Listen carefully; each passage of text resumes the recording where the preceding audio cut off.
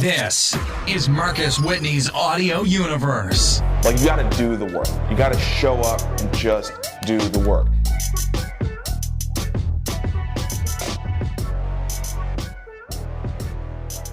Happy Wednesday, and let's not talk about Tuesday night, shall we? Let's.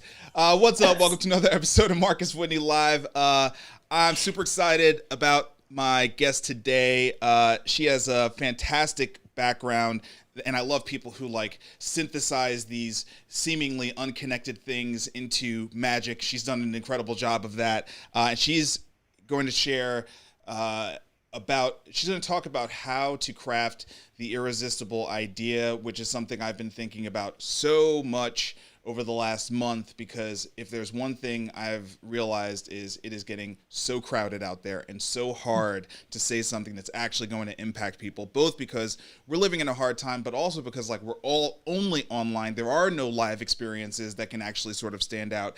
And so being able to actually develop and deliver that irresistible idea is so incredibly important for so many of us right now. And I know if you're like me, you might be struggling with it a little bit. So I think we're all going to learn a lot from listening to our guest today. Please welcome Tamsen Webster. Tamsen, how are you?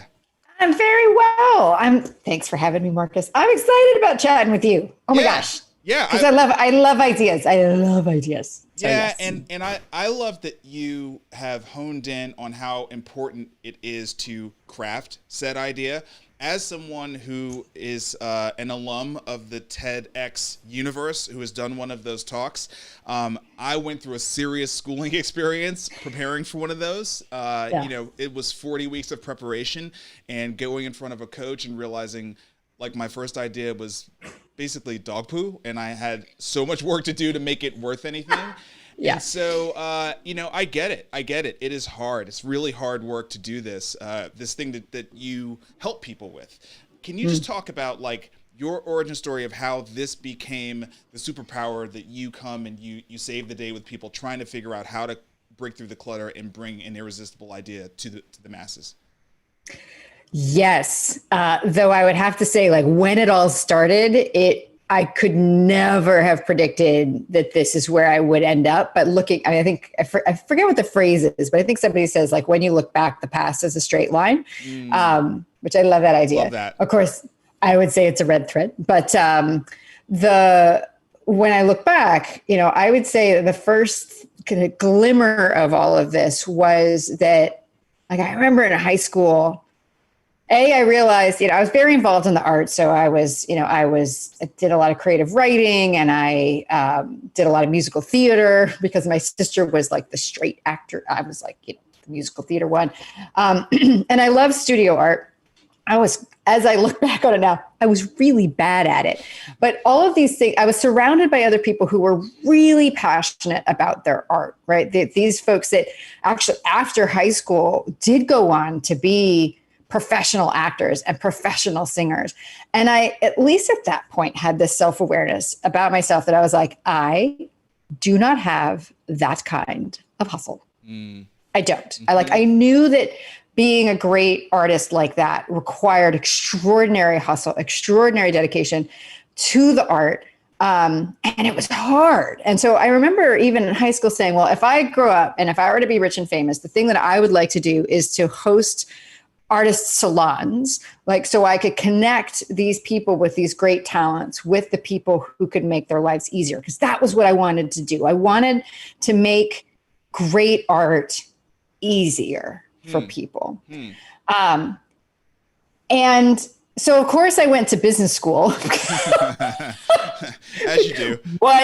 Right, like as you do. But there's a reason for that too. I mean, when I went to, like, you and I, as we discovered our oven age. And so when I graduated from high school, we were in the midst of, you know, one of the many recessions you and I have now lived through. Yeah. And this was absolutely not a time to be thinking about, well, what artsy thing can I do with my life? I was like, I need to be employable, and I am going to do something that will get me employed. And so with that kind of thinking, I was like, you know what? I'm going to study marketing because at least it's the most creative business thing. And it turned out I got really bored with it and added like a second degree while I was doing that, but because I was like, oh, I can't deal with just the business thing. So I ended up studying American studies as well and art history because art, and there's all of this stuff. But if I were to look at, and yeah, there's all these other steps. I went from there to grad school because then at that point I was like, well, the closest I can be to hosting Artist Salon is to be an art museum director. And then because I was going to business school, like to get my MBA, to make money, I was working at a consulting firm and they paid me a lot of money. And so I was like, maybe I'll be a management consultant. Mm-hmm. A lot of people get sucked into that. Like they pay you a lot of money. Yeah. Cause you're like money, like that's a lot of money. Yeah. And I had my deal with my parents was they put me through undergrad, but grad school was all on me. And so I was like, I need the money, for this. And I hated it. And it might have been the fact that I was in Dallas. I was still this person in Dallas. Yeah. Dallas is a lovely city. This person, Dallas, not a good mix. However, what that added to the equation was I was actually a change management consultant. And so what I was working with was companies going through organizational change, mergers and acquisitions, culture change, those kinds of things. And that approach, there was still this element of how do you make something powerful about an organization? How do you make it more obvious, attractive, easy for people? But I did hate it so much that I literally took a 50% pay cut, like went back to the arts, went to work in a museum here north of Boston. Wow. And then planned exhibitions for 3 years. And I was like, to heck with this, I'm going back to the arts. But I ran into the same problem, which was like, here's this great art, here's this great museum, and people don't know why they should care about it. Like how it actually already has things in it that they would like. Like, I don't even have to convince you that you would like this. Like, there's things I know out there that you would like. How do I make that clear? Okay. So that became a really interesting problem for me to solve. And so, I spent a couple years at the museum, and then I had an opportunity then it was funny because then I realized I was like, actually, this is the piece that I love. Like, I love visual arts, but actually being in museums made me not love it as much. And so I was like, all right, well, let's go back to performing arts. So then I went to a performing arts college here in Boston called the Boston Conservatory. They did music, dance, and musical theater. I was like, hey, back to my roots. And there was head of marketing there. And again, it was like, all right, this is an awesome institution. How do we make sure the right students find their way here? How do we make sure the audiences find their way here? And how do we make sure that the city, which is, by the way, filled with music schools, including another conservatory, understands why this one is different, important, powerful? Okay. And so again, this through line started to kind of appear. And, from there it was, Harvard Medical School. That's the whole different, I didn't attend. I mean, I worked there. My job there was it still makes me laugh, help people understand why they needed to give money to Harvard, which is, well, it's Harvard. That's a magic They have trick. a lot of, I don't know. I was like, so I like to set up challenges for myself, right? Because I was like, my job there was fundraising communications. So, yeah, exactly. How do we tell the Harvard Medical School story to a way where people are like, you know what? I need to give money to an endowment that would be the 18th largest country if it were a country. Then for a while I decided, I was like, you know what? Okay, this is cool. I love this. I love this idea of what I'm doing here. How can I do it for more people? Then that kind of moved me into agencies. And then it was kind of a series of increasingly focused agencies. So originally it was like brand strategy. And then it was an advertising agency for content marketing and social. So I could see like that piece. Then a sales message kind of boutique firm. And then it was that point that I was like, all right, I think I got all my stuff. I think I'm ready to do this. All right, I'm going to go help the people with big ideas figure out how to make those ideas irresistible to the people who need them most. Yep. And it all started back with my artist salons. And now because of TEDx, I'm helping with the TEDx Cambridge salons because I still do work with TEDx Cambridge. And so I'm like, see, I got my salons after all. So I want to try to get to the actual interactions you would have with the person in each one of these instances, whether it was the person in the business you were serving or the person in the school or the person in the museum. Did they understand that they had this challenge of trying to effectively communicate said idea, or like how how do I want to say this? There's the challenge of being able to effectively communicate in a way that compels people to do what you want them to do, right? Yeah. And then there's the problem of even knowing that you have that problem. Yes. And I would say that there are probably 50-50 people who either know they have the problem versus people who just know there is a problem and don't know that that's the problem. Yeah. Exactly. That don't know that that's the problem. Right. Yeah. And so that would happen. That happens a lot. I mean, so if you notice, one of the things about where I always ended up was that I ended up with people who spent a lot of time on their craft, whatever it was, right? Okay. So I spent a lot of time with artists. Yep. I spent a lot of time with researchers. When I got to Harvard Medical School, it was scientists, doctors. So these are experts, right? So if I were to describe my audience in one word, it's experts. I work with experts. And experts lose the ability to see the world in black and white, right? Because when you first engage, a great example that I read in a book somewhere, warned you that was going to come up a lot. Actually, I know exactly what book. It's a book called Drunk Tank Pink. But they talk about an example about how when a child is first learning to identify animals, for instance, right? And maybe it sees a picture of a cow in a book, right? And you point to the picture and you say to your kid, like, it's a cow, moo, right? And then when they're out and about, they see a dog for the first time and they're like, cow, right? Because they see a four-legged thing with a tail and they're like, that's a cow. And you're like, no, that's a dog. And eventually we start to understand that there's this variety, right? But experts start at the position of all the knowledge they've created. Yes. And so they explain it with all the shades of gray rather than going back and going, all right, it's kind of like a dog. It's kind of like a cow, but it's actually a thing called a horse, right? And here's why they're different. Yeah. And so that I think explains how these two groups show up, because one, you get people who see all the nuance and are like, oh my gosh, this is so powerful. And they're like, why don't people see this? And so it's a process of going, because you have to back up. You have to make it so that the contrasts are clear. They could see that. Right. And then there are the folks who are like, I know I get in the weeds and I don't know how to fix it. They're like, I don't know how to talk about it in a way that people see it as irresistible as I do.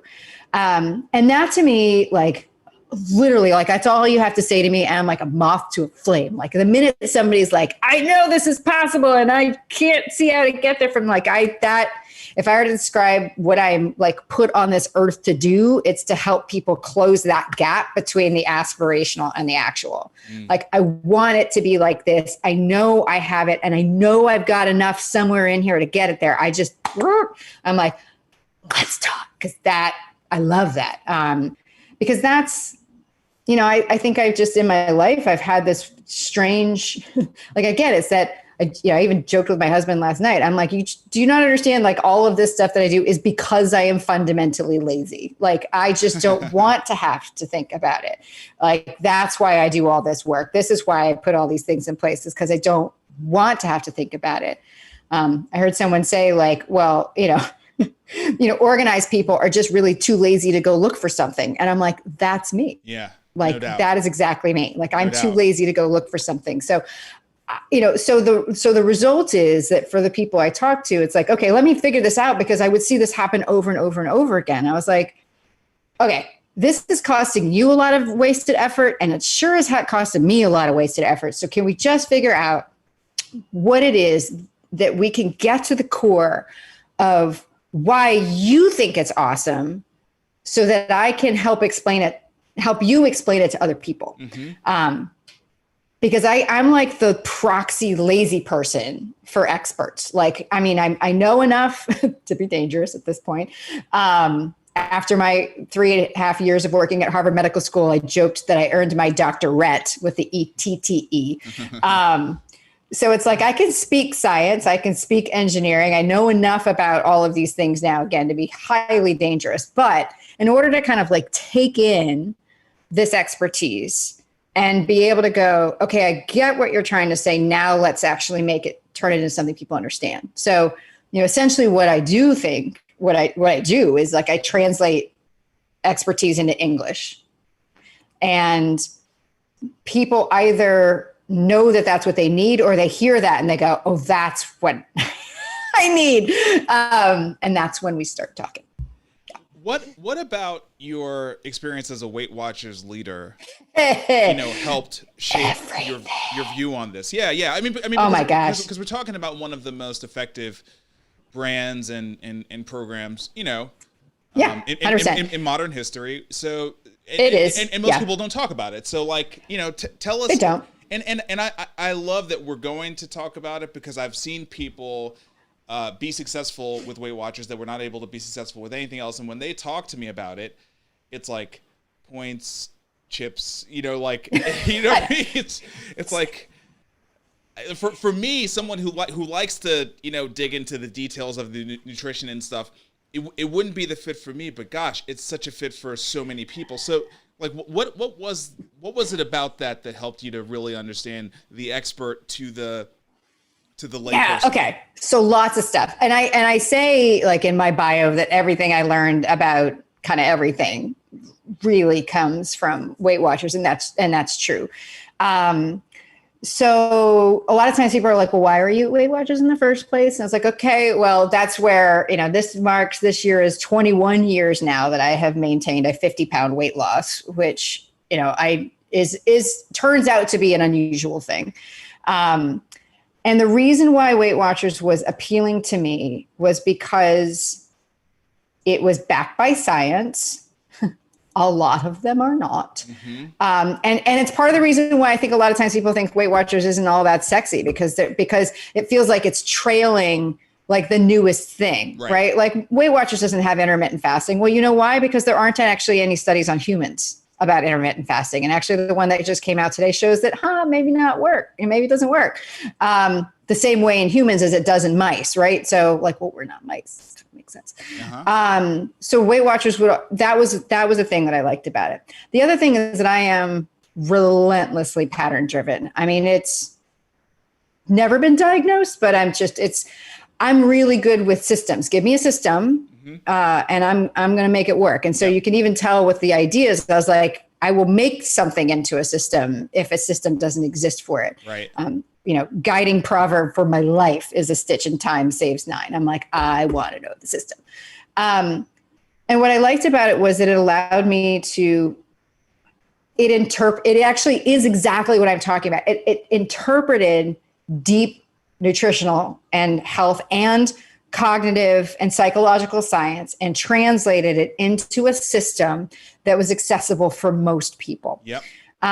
And this is, and they would continue to adapt, which I love about it. So yes, there's the points way of following Weight Watchers, but there's actually also a way of following Weight Watchers where you don't actually ever really count points unless you kind of go off a particular list of foods that if you've done your research into nutrition, you're like, well, that makes sense why I would have to count points for the can of Pringles. And why I wouldn't have to count points for grapes, because nobody binges on grapes, right? Like, and even if you did, it's not the same, you'd right? be fine. Yeah, right. So, so it worked for me. And this was another thing where I'm like, more people need to know about, not because of the actual points. So I support any way of people finding health that helps them find health in a sustainable way. Yep. I don't see a lot of other options out there other than Weight Watchers that are things that people can sustain over time. And And again, it's not that you can't, it's just that there's not a lot of options off the shelf that are like that for people. And to me, that is the mark of effectiveness, is not, does it work once, but does it continue to work? And it is in that aspect where I think that Weight Watchers and being a leader, which is the person kind of at the front of the room, kind of sharing information, facilitating discussions, kind of helping people, like, again, translate this program so that it works for them in their life. That was my job. That's where that is one of those concepts that really stuck with me, and that actually created a schism with how most marketing works, which was my day job, which was, well, how do we get someone to do a thing? Well, you can do all sorts of kind of often really skeezy, creepy, like, whoa, things to get people to do a thing. You know, lots of ways to do that. But how can you get them to continue to do a thing, right? And there's so many lessons in that. But I think the biggest shift is that, which is, for me, was that to me is the mark of effectiveness, is that, is it a thing that people can then adopt on their own? Because that's the mark of a great idea. How do I make this work for me? Right? And how can I talk about it in a way that makes you go, yes. And so this is why a lot of times when I describe the output of what I do with people, is that what we're building really is a story that people will tell themselves about your idea. Not the story you need to tell about it. It's got to have some of the, it's going to have some of your elements in it, obviously. But ultimately what you're crafting is, you need to talk about your idea in a way that someone would talk about it themselves. And when that happens, then you've raised the probability that kind of change, that kind of self-sustaining, longer term change can actually happen.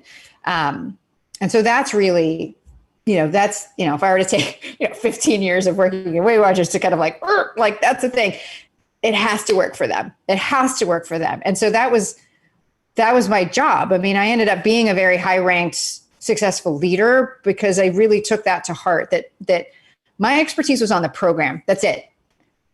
Members' expertise was their expertise. They knew themselves better than I ever would. And so my job is to take what they are saying about themselves and what I know about the program, and then find a way to make that fit. And that is still my philosophy. Like, again, that's the thing that I take forward. So if I'm working with a TEDx speaker, if I'm working with a founder, if I'm working with a researcher, whatever it is that I'm working, my job is not to impose my expertise. It is to use my expertise to meet them in the middle. Like, my job is to figure out what's powerful. My job is to hold space and not to say, well, I think you should say this about your idea. You are in love with your idea for a very specific reason. And my job is to stick with you until we've got that reason front and center. So Tamsen, for the people like who are listening, who are not hiring you, what do they do? Like, I mean, it's not the same as working with you, but there's this is a process. It's a process. People can do this. Like, I get so excited about this because it's legit. Like, you don't actually need me. It's just like, you don't actually have to use Weight Watchers, right? Like, as long as you can find a way to get the concepts to work for you, like, that's what I would always say to my Weight Watcher members. I'm like, think of this, all these things like points or whatever you're doing is like, when you're building a building, you put scaffolding up so that it makes it easier to build the building. And then once the building is built, you take the scaffolding off, and occasionally you have to put it back on. Great, but whatever. But, and that's the same idea here. Okay. So so I'm going to start with the answer, and then we're going to have to back up because there's danger there. All right.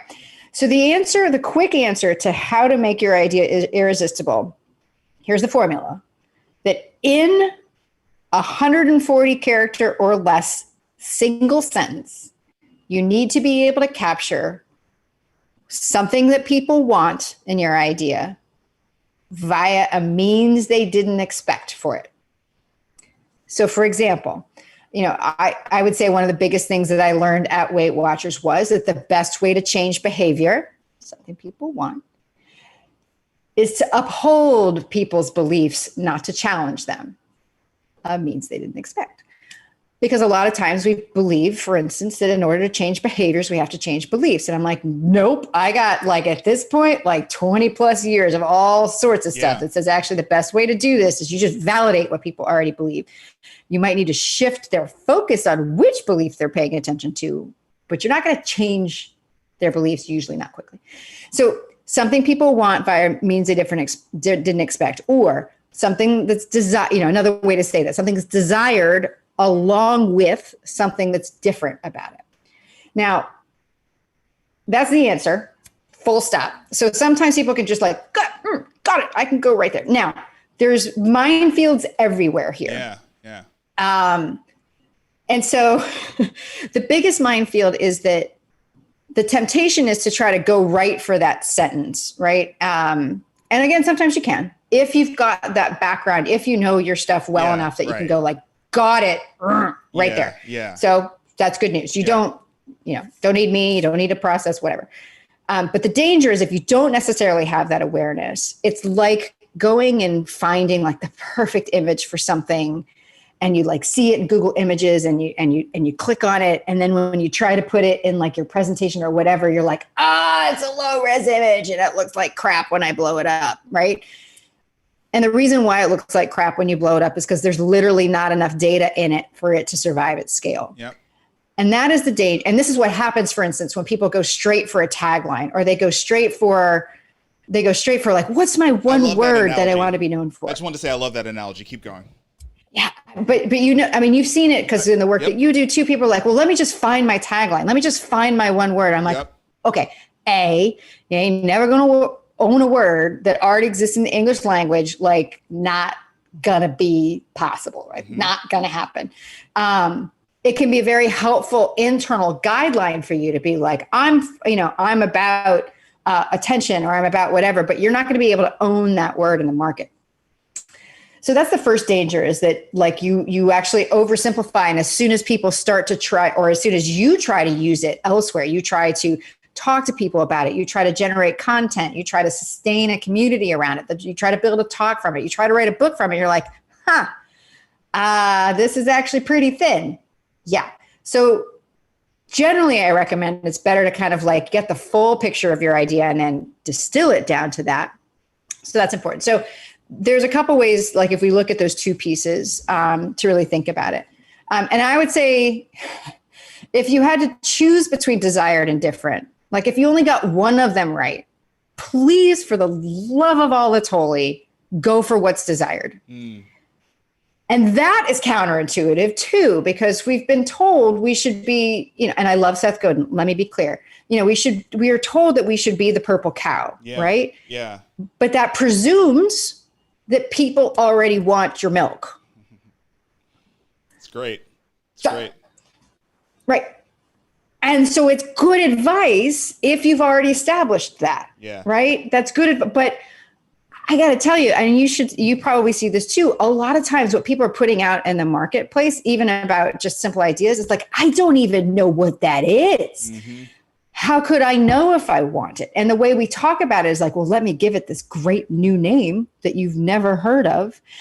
And we're like, well, people will be intrigued, and they're like, no, they won't. Do you? Yeah. Like when you're scanning, when you get all this information into all the time, and like something comes at you where you're like, I don't even know what that is. Do you like, so let me stop, take some precious time out of my day and explore what this is, that this unasked for message just dropped in my lap. No, you will not. Yeah. Yeah. It's great. So you've got to tell people, do you want to change behavior? Great. Let's talk. You got to tell people, do you want to get people to perform to their potential? Great. Let's talk. Do you want to understand why we get sick? Do you understand why you can look at a video and I can look at a video of, let's say, the Rodney King trial and see two completely different things? Do you want to know that answer? That's something you want to know. Great. Now, then I can tell you, well, here's the unexpected, unfamiliar answer I'm going to give to you about that. Yeah. Do you want to stand out? Unexpected answer. Just give people what they want first, because so few people, so few ideas, so few marketing campaigns even meet that basic level of attention, that you will stand out simply by being clear that you can give people something that they currently want right now. So that is, in my mind, absolutely 100% step number one. Identify a question that your audience is asking out loud to other people right now. Not the question you wish they're asking, none of that. Like, what is the question they're asking out loud to other people right now? And if you do nothing else, anchor your message, anchor how you talk about it on that. You can worry about the different part later. Make sure you've got that piece first, because what's different might get somebody's attention, but what's relevant keeps their attention. Because I mean, think about anything that you want. If you know the answer is, you are going to pursue that thing until you get that thing that you want, right? But if something's just like this other thing that like maybe you want, like that doesn't hold your attention. Mm-hmm. What holds your attention is how to get something that you want. So you anchor there. Like that's number one. If you do nothing else, please do that. Like with whatever your idea is. Tell me how it gets me something that I want right now. Soapbox. Sorry. So. Okay, we're basically at the end of our time. So is there no? Okay, yeah, but like, is there anything else that is absolutely missing? Because if not, then we can wrap and come back and talk about this at a later time. But if there is something that like this is very incomplete with what you just gave, let's finish it up. Yeah, I think there is something incomplete about what I just gave. Cool. But it's where that difference piece comes from. So, and I don't. Okay, I'm trying to figure out. Like, okay, we got to wrap up. How do I do it? And the way I'll answer it is this, and it connects back to the stories piece. The different piece comes from why you think that idea is great, right? And that probably came because you saw people trying to get the answer to that question, and you're like, everybody is looking here, and I think we need to be looking here. Yep. That's source number one. Yep.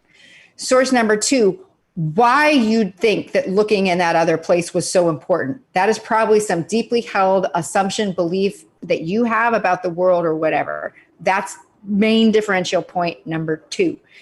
And then the third thing is, how did those things all add up? Here's a question people are asking. They're looking here, not here, but I think they should be looking here. Why? How do those three things add up into what your answer is to that question? That is the quickest I can explain it, but that's where the different piece comes from. And it comes back from reconstructing the story you told yourself about why this idea was right. And so that really is the process. So, I've tried to make this easy for people. I mean, there is a way, if you're comfortable with it, there's a way that people can just get a tool that I put together that they can create that. Okay, good. Yeah. I mean, well, first of all, can they get it from your website? They can. Okay, yes, they absolutely can. Well, so I'm going to promo all that stuff at the end. So awesome. That's great. Yeah. So what I did was basically just create like kind of a Mad Lib. You mentioned you have kids, so I know that they're way past that at this point, but you remember what that was. I still love Mad Libs. I do too. So it's basically a tool. It's a Mad Lib of kind of filling out this kind of story that you can tell someone that ends up building that story for somebody else. Yeah. It's where I start all my TEDx speakers, actually all my clients, like we kind of start with that because it kind of backs you into that story, and it can help you start to focus on some of those elements. They can get it at the conversationalcase.com, which will redirect to the place on my site. Totally free. It just helps you figure out and get started on telling that story about your idea. Amazing. Okay.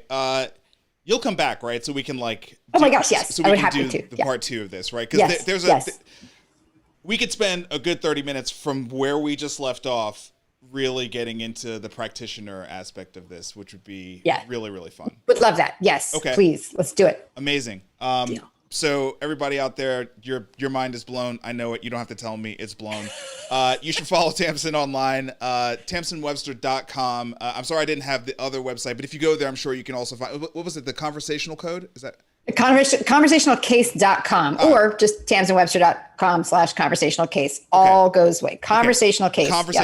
Conversational case. Awesome. So go follow her. I feel like this is a big missing piece that I've been just sleeping and dreaming and thinking about for what I'm trying to do in the future. And, if I feel that way, you should feel that way too. So anyway, thank you so much, Tamsen, for being on the show. My book, Create and Orchestrate, in stores now. If you haven't grabbed it already, go grab a copy.